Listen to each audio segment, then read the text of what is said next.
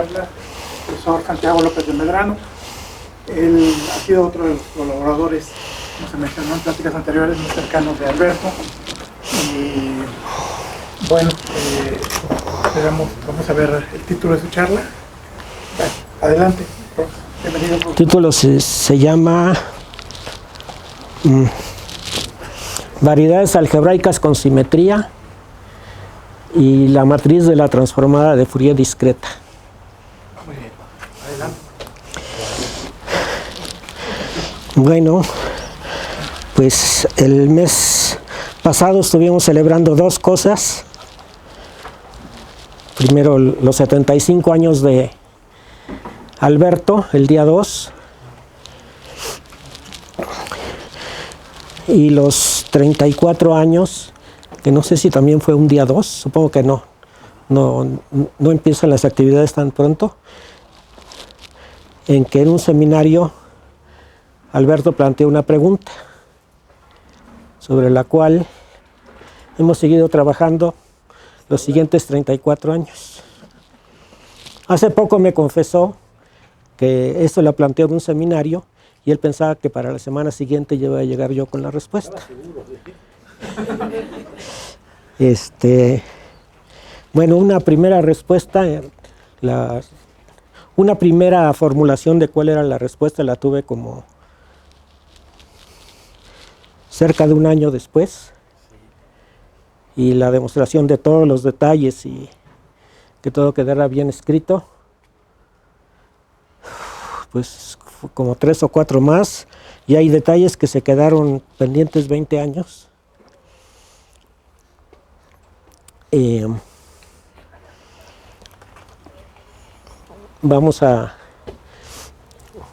Ya se ha dicho mucho, entonces puedo ir rápido en esta parte. La pregunta esencialmente era, tengo en el espacio complejo de dimensión n, tengo estas ecuaciones, esta ecuación, que tiene la característica de que no me aparece el cuadrado de la ZI, sino el cuadrado del módulo. Entonces esta en realidad son dos ecuaciones reales, y se trata de conocerla, describir esa variedad, cuál es su topología, y para eso, como es obvio, en estos casos, como es homogénea, se intersecta con la esfera unitaria y se estudia la intersección con la esfera unitaria. Entonces, bueno, una primera pregunta que aparece es ¿cuándo esa variedad, estoy en Cn, tengo 3 ecuaciones con la de la esfera, tengo una cosa de dimensión 7, de dimensión n-3, y me pregunto cuándo eso es una variedad lisa, cuando sus ecuaciones son regulares en todos los puntos. Entonces fue una primera pregunta que pude resolver. Tardé un poquito, pero en realidad no es muy difícil. Hablaré sobre ello otra vez al final. Y luego vino la pregunta de, en los casos en que se sepa que es lisa, describir su topología. Y eso me llevó varias cosas, entre ellas definir un politopo, que esto tiene claramente, esto es invariante bajo la acción de un toro de dimensión n, porque si multiplico cada variable por una raíz de la unidad, pues me da otro punto. Y si tomo el cociente se puede ver que es un politopo metido en Rn, y a lo largo del estudio llegué a la conclusión de que para entender estos había que entender primero estos, que eran más generales. Esta realmente es una ecuación en R2n, donde aquí tengo dos variables xy al cuadrado más y al cuadrado. Entonces realmente tengo que, si tomo la parte real de esto, me da este sistema, pero de estos hay muchos más. Entonces se vio que tenía yo que estudiar esto, y bueno, se desarrolló el trabajo. Como ya dije, con distintos pasos en distintos momentos. Bueno, ya muy recientemente en este siglo, por ahí del 2012, junto con un estudiante, Genaro de la Vega, estuvimos buscando un sistema de estos, pero que necesitaría tener muchas más ecuaciones, de tal manera que el politopo nos diera un polígono regular.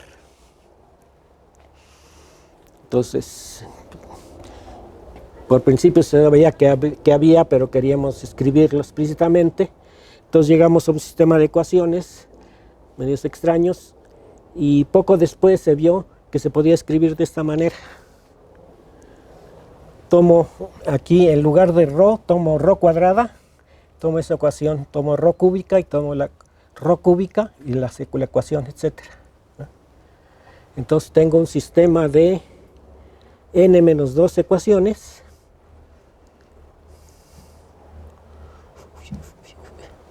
Tengo n-2 ecuaciones, estas. Entonces, bueno, ahorita me voy a hacer bolas con las cuentas. Tengo muchas ecuaciones de tal manera que el cociente me resulta ser un politopo. Y va a ser un politopo. Y simétrico y como lo queríamos, ¿verdad? Y pues los coeficientes, el coeficiente de x1 al cuadrado será un montón de potencias de la raíz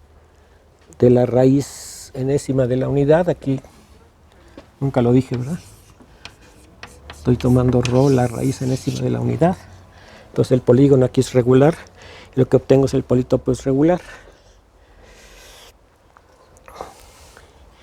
Entonces, juntando estas dos cosas empezaron a haber una extraña dualidad, porque aquí tengo una ecuación y aquí tengo todas las ecuaciones complementarias. ¿Sí?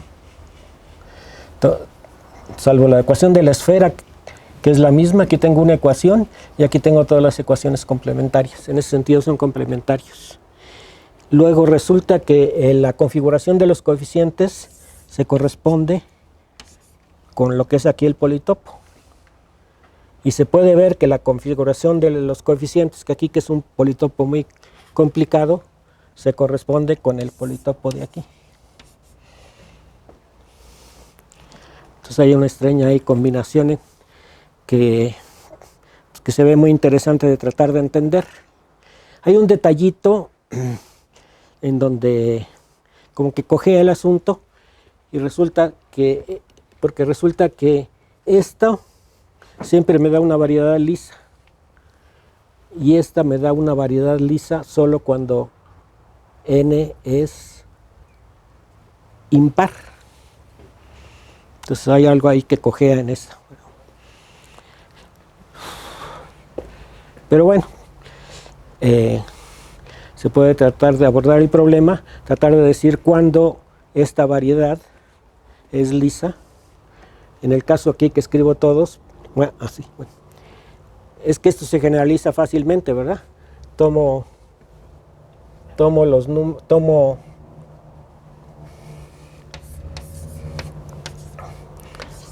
estas ecuaciones, x al cuadrado igual a 0 para acá, en un cierto conjunto de los números del 1 al n-1, y tomo el conjunto de ecuaciones complementarias, que serían las que k está en el complemento. Tengo todas las ecuaciones posibles, tomo un conjunto de ellas, me define una variedad, tomo todas las demás ecuaciones que dejé fuera, me da otra variedad, y esas son las variedades que se intercambian bajo esta posición. Bueno, para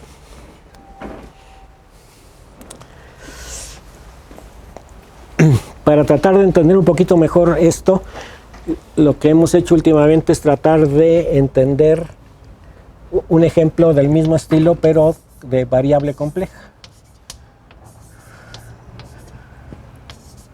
Y de hecho podemos poner aquí tomar ecuaciones de este estilo. Pongo aquí todas las ecuaciones ρ a la k i, z i a la d, igual a 1 hasta n. Y tomar k dentro de un cierto conjunto de... Aquí la diferencia es que puedo tomar también la n. Si tomo la n ahí me da la suma de los cuadrados igual a 0 y no me da nada. Aquí lo natural es sí tomar la n. Entonces considerar estos y estudiar. No de Briscoe, cada. Cada una es de Briscoe. Una de Briscoe. Sí. Pero son muchas, ¿verdad? Entonces es una intersección de hipersuperficies. Intersección de Briscoe, sí. Briscoe. Fermat. Briscoe Fermat. Fermat Briscoe. Bueno, hay un problemita. Bueno.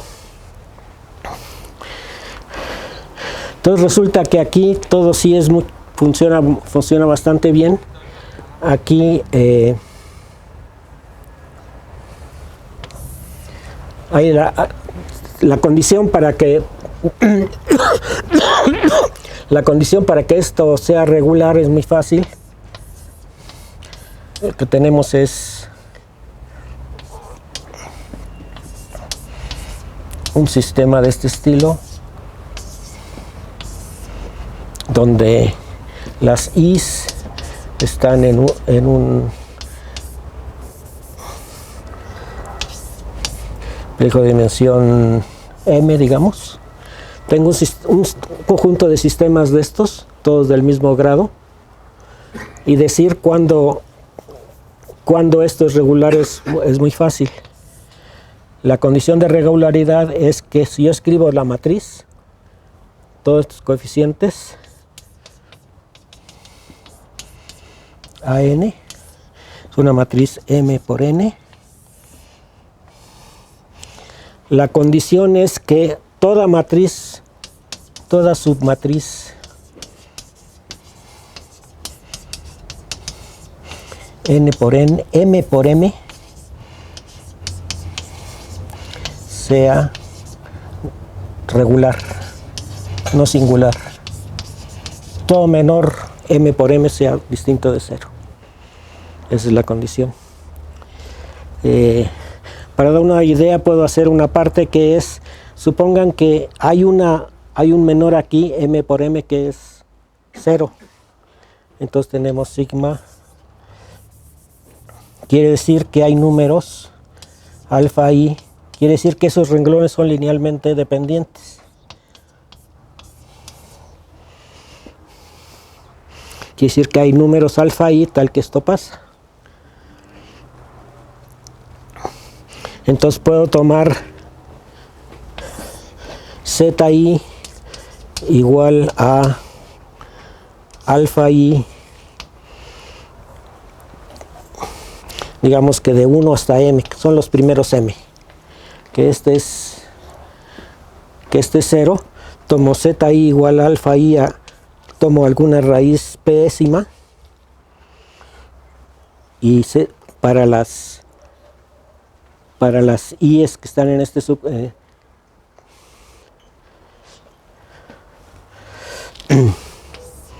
ando medio mareado. Y tomo z igual a 0 para las demás variables. Para las demás variables tomo z igual a 0. Entonces, ¿qué es lo que obtengo? Aquí tengo estas ecuaciones, esto se me vuelve zi a la p. Tengo una solución de mi sistema. Tengo una solución de este sistema donde todas menos m de las variables son distintas de 0 y este claramente es singular porque la matriz del sistema son las i's nada más multiplicadas por una potencia de zi, el coeficiente, etc.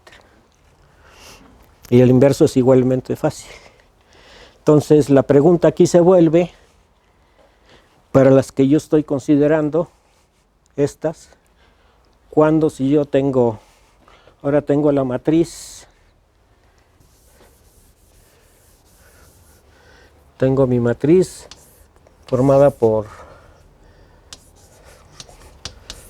todas las potencias de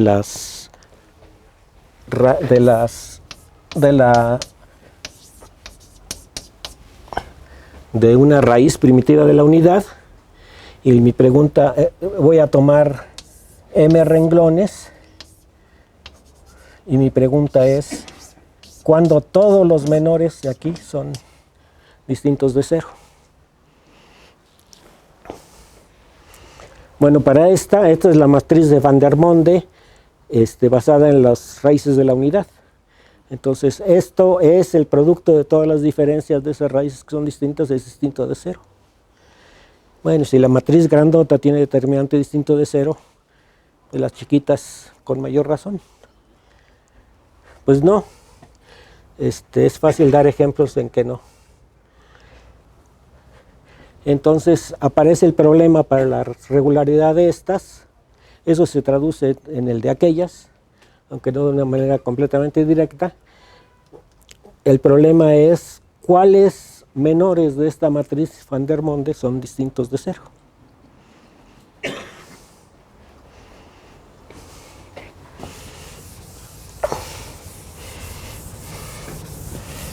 Por cierto, esta condición pide que todos los subdeterminantes, aquí tengo que ponerle D mayor que 1.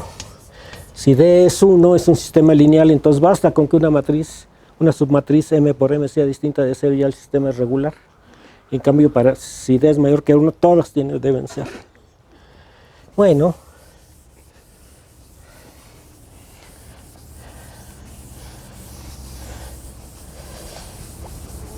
Entonces, bueno, llevó un tiempo darse cuenta de que era un problema muy difícil y muchos cálculos, llegamos a dos conclusiones. Quiero decir, bueno, esto lo he discutido con mucha gente, pero con el que más ha aportado para ver esto es Matías Franz, de la Universidad de Western Ontario. Llegamos, después de muchos cálculos, a la conclusión de que, conjetura 1,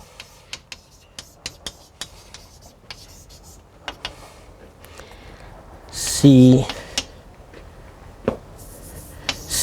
y solo si Pn es primo,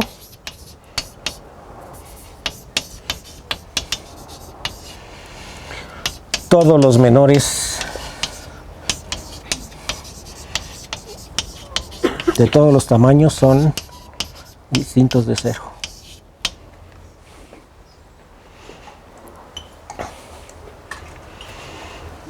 No es difícil hacer cálculos, pues es calcular muchos determinantes. Bueno, si tiene uno ya un primo 23, ya es una cantidad enorme de subdeterminantes de todos los tamaños, pero pues se pueden hacer cosas. Y la otra conjetura. Si la conjetura es cierta, tienes un criterio de primaridad polinomial. Sí, porque calculas todos los menores en tiempo polinomial y sabes, si ves que no es cero, y A, n es primo, está padre, ¿no? Yo se me acaba de ocurrir ahorita, ¿no? Sí, muy bien, síguele. ¿Cómo? Síguele. Y la conjetura, la otra conjetura es la siguiente. Estos eran aquí tomaba yo K en un conjunto K, y entonces la variedad, lo voy a escribir muy rápidamente, la variedad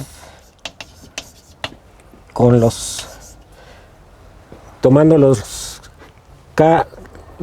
renglones de un subconjunto K de los renglones de esta matriz, es lisa si y solo si la variedad correspondiente al complemento es lisa, que sería como la dualidad de allá, pero en este caso sí funciona todo muy bien.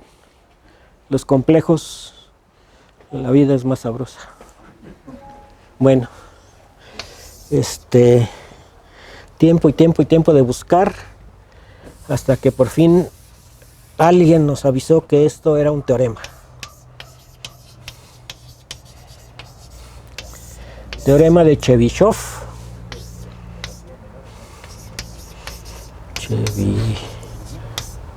Chebyshev de 1926.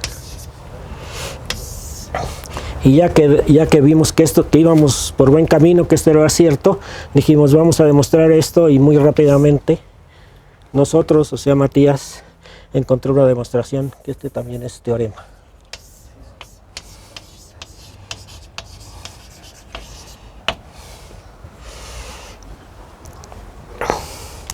Entonces es un buen principio, pero pues todavía estamos muy lejos de poder decir si tengo yo un menor m por m, si es 0 o no, dar condiciones,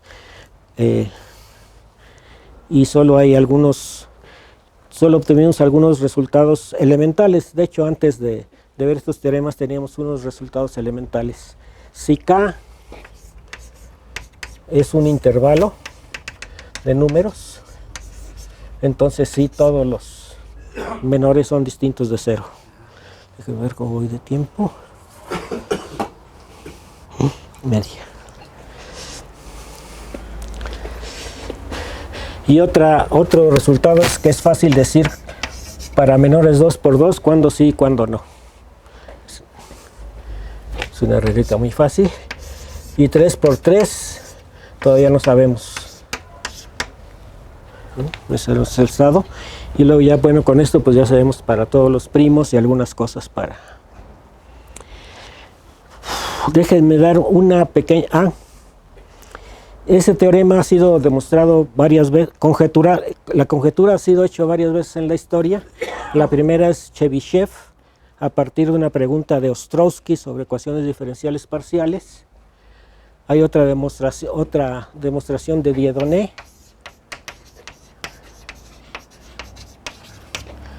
1970, a partir de una pregunta de un colega suyo en Niza, y varias más, y una más reciente de Terence Tao en 2004, creo. Schur, ¿te acuerdas que no entra Schur? No. Schur sí entra. Ahorita vamos a ver a Schur. Y entonces, bueno, aquella es muy complicada, esta teoría de números algebraicos en campos piádicos y no sé qué. Estas son bastante elementales y voy a dar un poco la idea donde aparece. Vamos a considerar la matriz. Doy mi conjunto K. Voy a considerar la matriz que tiene estas entradas.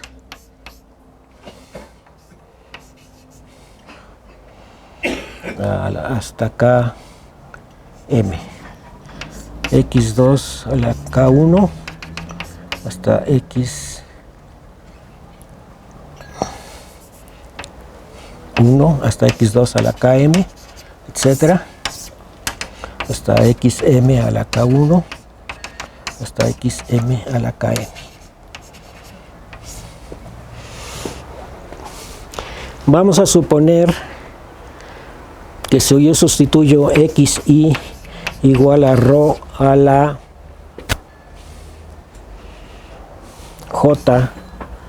JI, si yo sustituyo esto obtengo un menor de la matriz. También raíz de la unidad, ¿verdad? Rho raíz de la unidad. Sí, rho siempre. Rho a la n igual a 1. Rho a la n igual a 1. Entonces, si yo sustituyo esto, obtengo es un menor. Ahora, esto es una función antisimétrica en las x's, entonces puedo escribir como el producto de x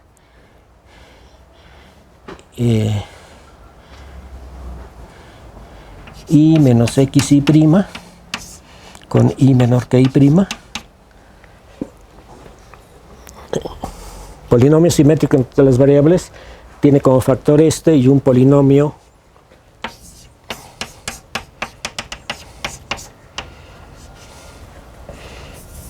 xm y un polinomio que es el polinomio simétrico de Schur, muy importante en teoría de representaciones. Entonces si suponemos que al sustituir esto me da un menor igual a 0, eso quiere decir que este producto es 0, pero este nunca es 0, que son raíces diferentes, y entonces lo que voy a obtener es que S de ρ a la J1 ρ a la Jm es 0. Eso quiere decir que si hago el polinomio S gorro de Y igual a S en lugar de la Y pongo, de la ρ pongo Y, J1 y a la Jm, quiere decir que ρ es una raíz de este. Eso quiere decir que si hago, quiere decir que esto es un múltiplo del polinomio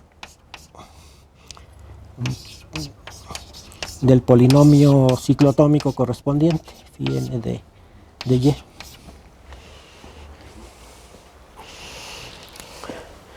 Entonces dicen Dieudonné y Tao, seguramente también Chebyshev, bueno, como suponemos que Y es primo, entonces quiere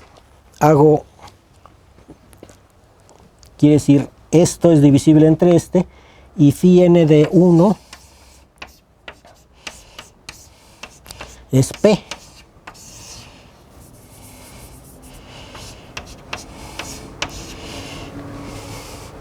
Entonces la conclusión es que S de 1, P divide a S de 1, 1, 1, 1. Hasta aquí más o menos, salvo de poner todos unos, más o menos lo tenía yo. Y luego hacen un truco demoníaco. Ahora, como lo pienso ahora es, tengo esto, este polinomio que se escribe como este producto por esto. Entonces cualquier cosa sobre este polinomio lo yo sé en términos de estos dos. En particular S de 1, 1, 1, 1 lo debo poder escribir en términos de las Ks. Entonces estos señores se avientan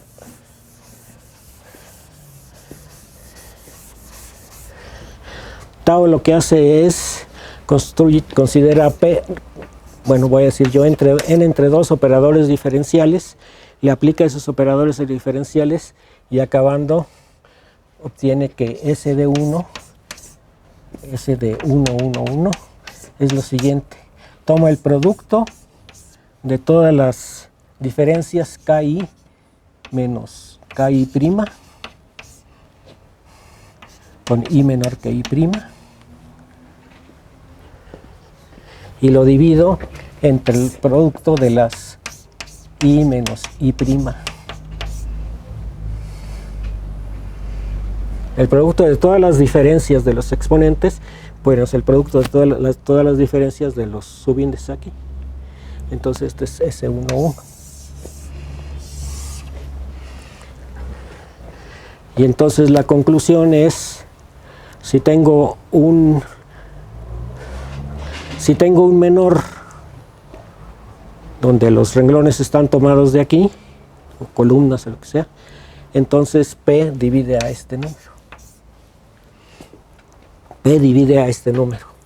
Entonces este número, yo le llamo el número de Dieudonné-Tao, a lo mejor hay que poner Chebyshev también, del conjunto K, es este número.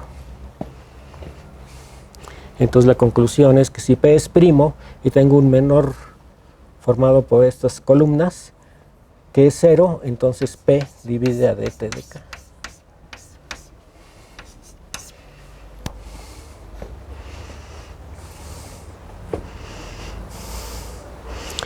Y nuestra contribución genial es ver que si n es una potencia de un primo, también pasa lo mismo.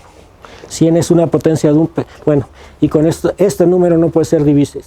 Si n es p, este número no puede ser divisible por p, y queda demostrado Chebotarev. Si n es p a la k, también en ese caso, el polinomio ciclotrómico calculado en 1 es p. Entonces, si n es a la p a la k, también implica esto. Y entonces eso ya nos permite dar muchos más ejemplos. Voy a ilustrar algunos ejemplos. Bueno, hay algunos muy obvios. Pues basta que P no divida ninguno de estas diferencias y ya no puede dividir a T de K, ¿no? Es claro que de la misma construcción este número es un entero, aunque no es muy obvio.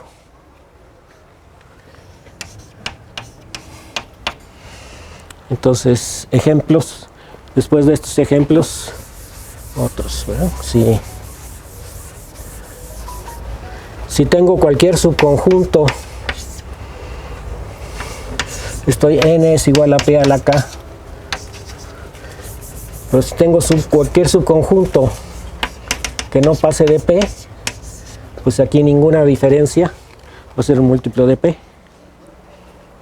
Ya se acabó. O puedo tomar dos conjuntos aquí ajenos y uno separarlo, y de todas maneras no va a haber ninguna diferencia, va a haber muchos ejemplos. Pero hay un ejemplo que se me hace muy interesante. Ya dije que si tengo un intervalo de números, entonces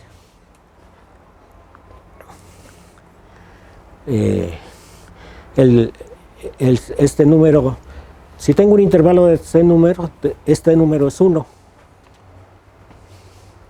Un intervalo, si K es el intervalo de 1 hasta m, entonces el número es 1, que son los mismos números, KI es KI'. Si es un intervalo trasladado, entonces también ese número no puede ser divisible por P, porque si yo muevo trasladar aquí columnas y renglones en mi matriz, es lo mismo que cambiar de raíz primitiva, reescribir todo en términos de una nueva raíz primitiva, y entonces pues ese nuevo intervalo va a ser equivalente a este, y el P no puede dividir a T de K. Entonces el siguiente ejemplo que consideramos más interesante es: ¿qué pasa si tengo dos intervalos separados por un hueco? G de hueco, gap. Entonces, ¿qué pasa si tenemos dos intervalos? Entonces llegamos a la siguiente conclusión. Bueno, vamos a suponer que este intervalo no tiene longitud L1, luego hay G huecos y L2.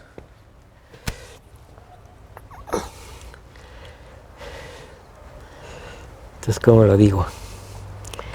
Entonces, lo que hago es reducir todo módulo P. Todo lo reduzco a módulo P. Entonces tengo dos casos, que L1 más L2, que ya son menores que P, es menor o igual que P. Entonces es como si tuviera lo siguiente. Tengo mi intervalo L1. Supongo que tengo un hueco y tengo el L2.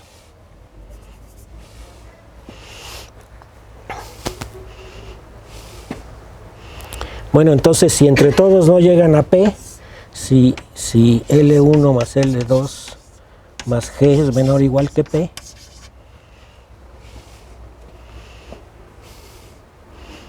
pues sigo teniendo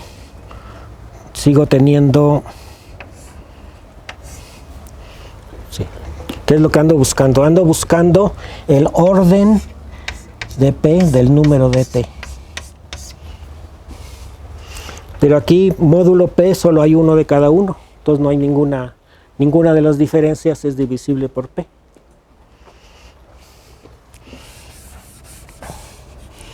¿Qué pasa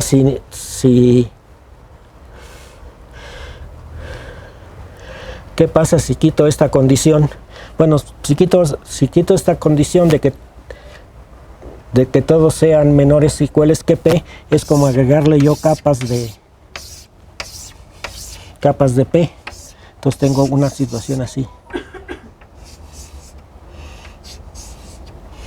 Un montón de capas de peadas de números, y entonces en cada columna voy a tener un cierto número de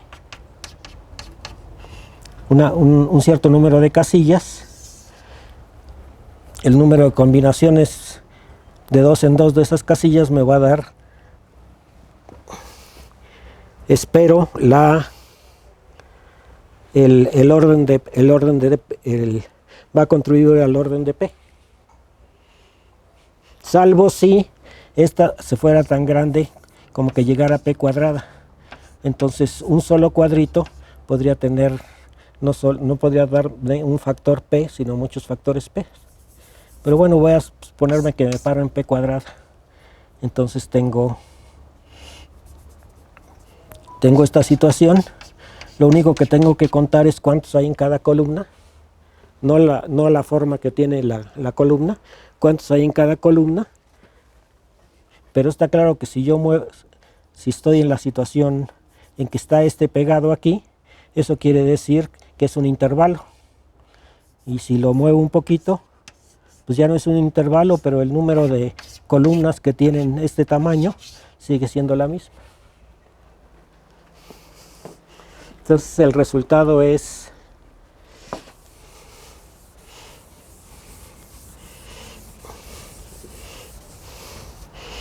y hay otro caso en el cual L1 más L2 es mayor o igual, está entre P y 2P, que es un poquito más complicado que lo que hice aquí. Entonces esto se pasa cuando aumenta G, como que uno de estos se sale, hay que ponerlo arriba, pero otro de aquí se quedó. Nada más fija uno cómo se van moviendo esos numeritos y resulta que el número que hay en cada columna no cambia. Y entonces si la suma total más G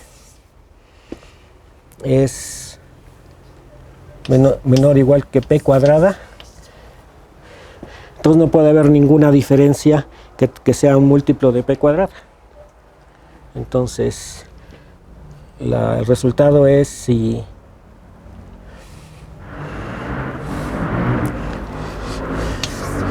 pongo LI igual a SI veces P más RI, el residuo. Entonces si R1 más R2 es menor o igual que P, es esa situación, y G está entre P y R1 más R2. Entonces ese sistema formado por dos intervalos tiene que ser, me da un sistema de ecuaciones regular. Y el dual, que también se puede ver por complementación, si R1 más R2 es mayor que P, esa fuerza es menor o igual que P entre 2, entonces G es menor o igual, y si G está, esto siempre tiene que ser menos que 2P, si G es menor que 2P menos R1 menos R2, entonces bajo estas, si pasa esto, tengo un conjunto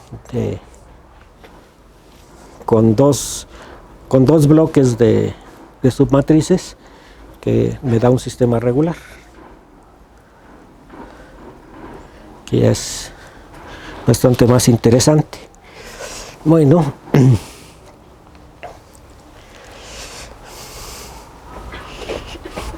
entonces todo esto da ejemplos para esto, tienen muchos ejemplos de variedades de estas que son lisas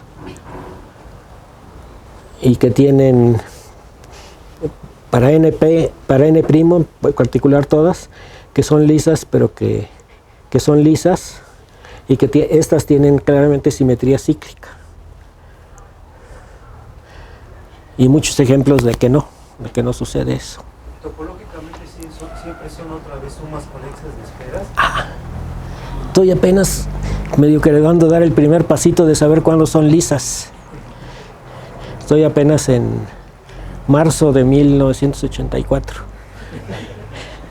No, eso quién sabe. Quién sabe qué sean. Bueno, estas se puede decir porque hay mucho trabajo sobre intersecciones completas de hipersuperficies. Pero si es una ecuación, si era de Fermat, no tienen un número de Miller D menos 1, muy complicada la realidad, ¿no? Entonces quiere decir que en general no es una suma conexa. Sí, no, estas no. Una sola ecuación es ya increíblemente complicada su topología, ¿verdad?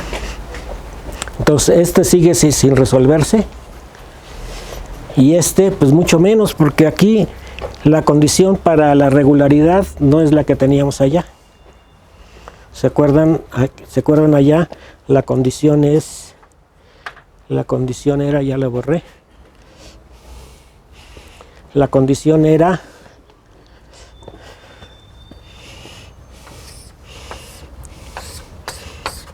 aquí tengo K, los renglones tomados de K y esto, y que era que todos los de tamaño M, que todos los M por M, y cómo lo mostraba, si tengo un menor que es 0, eso me da unas alfas is, tales que alfas is por los coeficientes va a dar 0, donde solo tengo M de estos, y entonces tomo la raíz décima de la alfa i, me da una solución.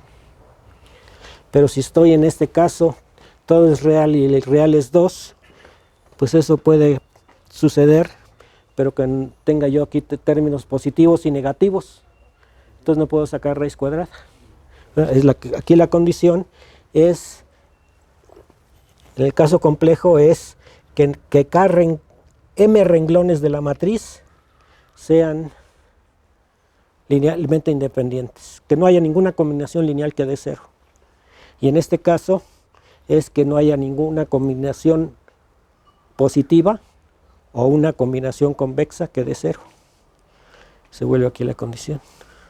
Y eso es mucho más difícil de entender que esta, que ya por sí es bastante difícil.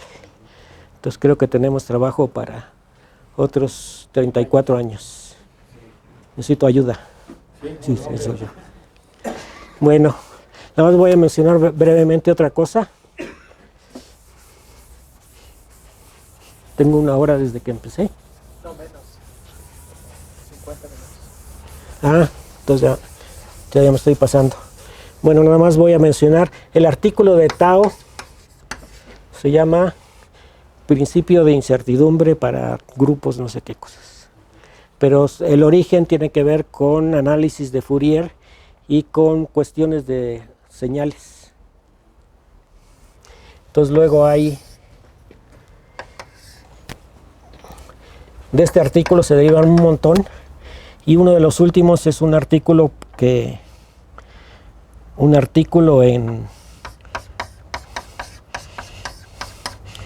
también habla sobre este tipo de cosas, y continuaciones del de Tao, y en este artículo se encuentra una mención de otro donde ya está demostrado la conjetura 2, hace un par de años, nos lo ganaron, y estudian también estas cosas de 2 segmentos separados, pero con G igual a 1 nada más. Entonces, por lo pronto, estos son puros ingenieros. Por lo pronto le vamos ganando a los ingenieros, pero nos tenemos que apurar porque si no, ellos sí tienen unas computadorzotas. Bueno, pues entonces hay mucho trabajo.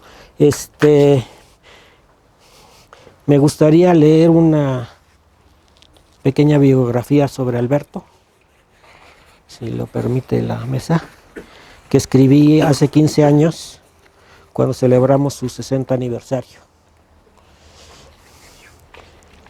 Se fue muy grande. ¿Cómo? ¿Ya le agregaste otro tomo? No está actualizado, está un poco corregido. Pero lo esencial creo que está aquí. Lo esencial que quise decir que aquello fue en grande. Ahora para los 75 estuvimos todos muy ocupados con los 75 del instituto. Entonces nos hemos moderado, pero espérense, para los 80 se va a poner bueno. Entonces para los 60 escribí lo siguiente después de... Sí, yo creo que en 5 minutos. Tengo que ir traduciendo. Estamos aquí para celebrar el 60 aniversario de nuestro gran amigo Alberto. Etienne Gis ya les dijo de su trabajo matemático. Yo voy a agradecer voy a hablar de los aspectos personales. Pero ¿cómo puede uno empezar a hablar acerca de esta destacado y poco usual personalidad, acerca de su energía, su contagioso entusiasmo, su generosidad ilimitada, su audacia en atacar los problemas matemáticos más difíciles?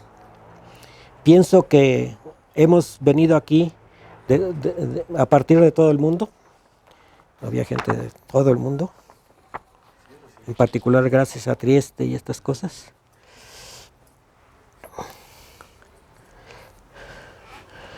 Porque lo conocemos, porque hemos sido influidos por él, porque hemos aprendido muchas matemáticas de él, porque sus cualidades están muy grabadas en nuestro trabajo matemático.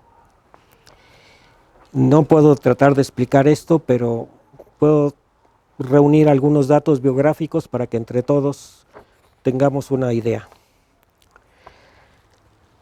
Empezando con los abuelos.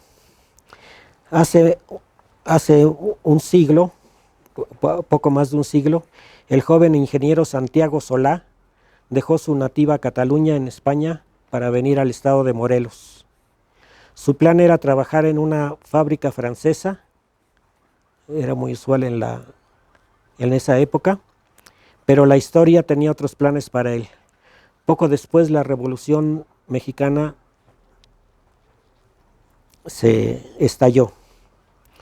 Como Santiago Solá venía de una familia con una tradición anarquista e internacionalista, el abuelo Solá se unió a las fuerzas de Emiliano Zapata, dentro de los cuales llegó al grado de capitán.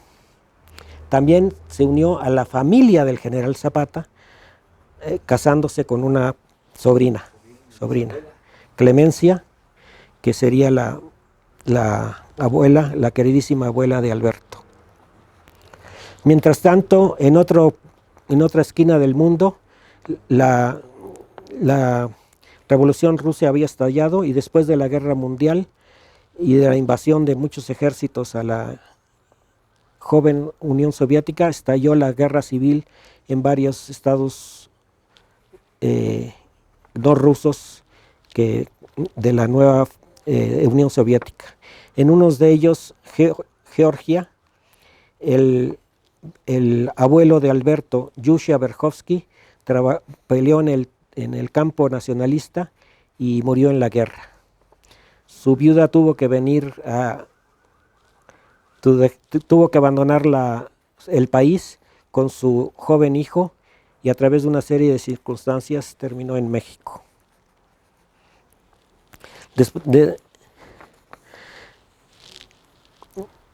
A partir de esta increíble combinación de hechos históricos personales genéticos, y en el medio de la Segunda Guerra Mundial, Alberto nació en la Ciudad de México el 2 de enero de 1943.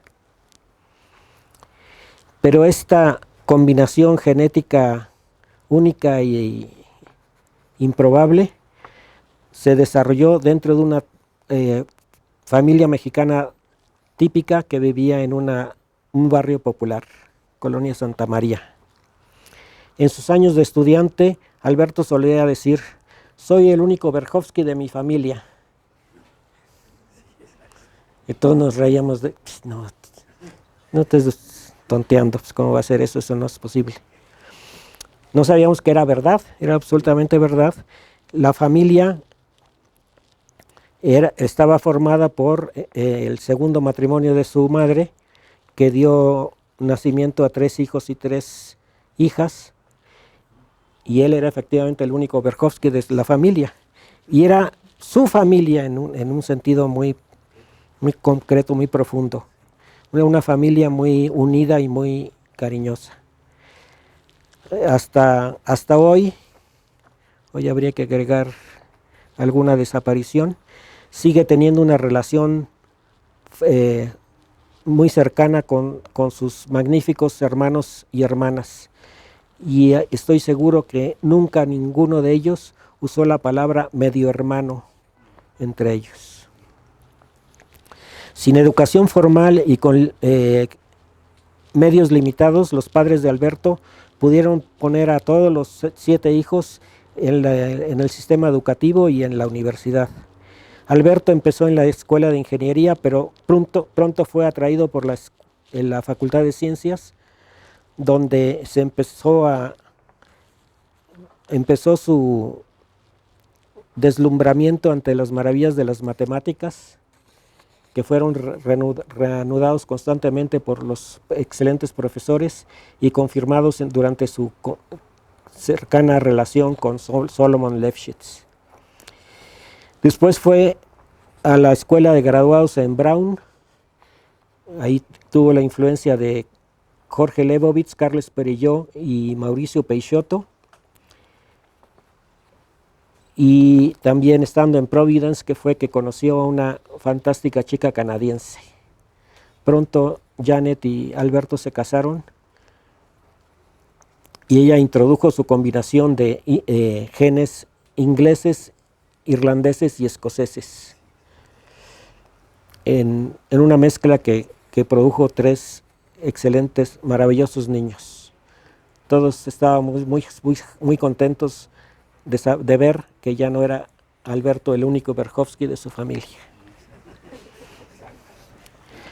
Bueno, luego viene, quizás eso me lo puedo saltar, no sé, pero es toda una descripción de su estancia en Brasil.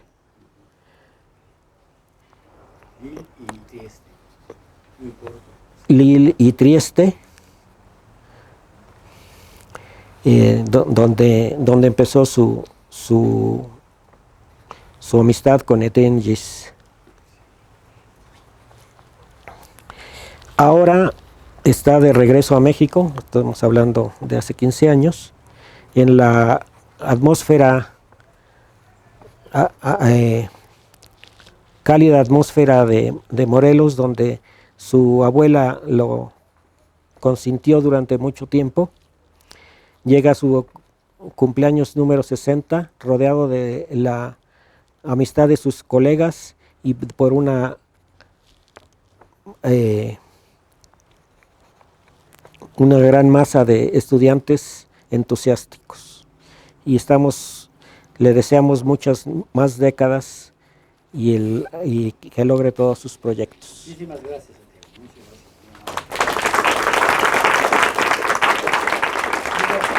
gracias a todos por haber venido.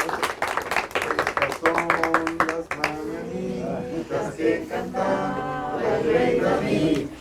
A los muchachos bonitos se las Cantamos.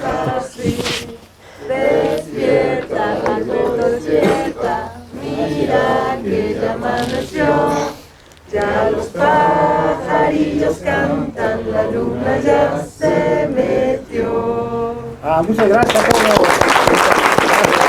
Muchas gracias.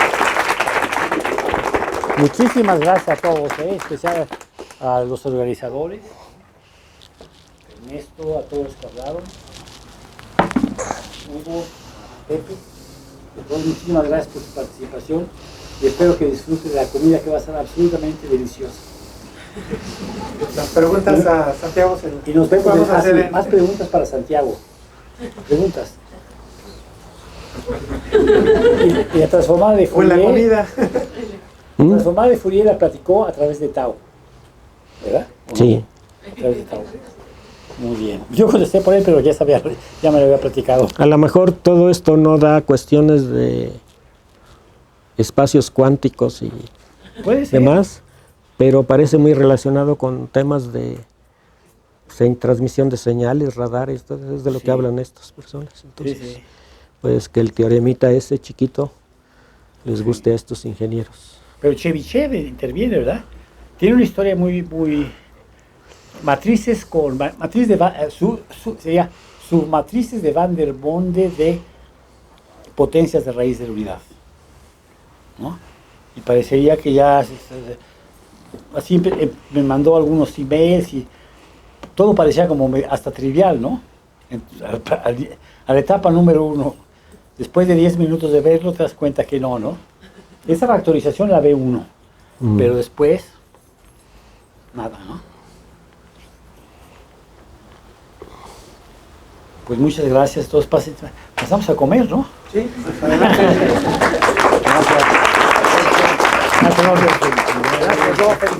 Es otro de la generación, ¿eh?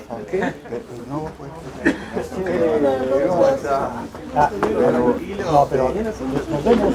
Pero gracias por venir. Sí. Es la generación, la misma generación. Yo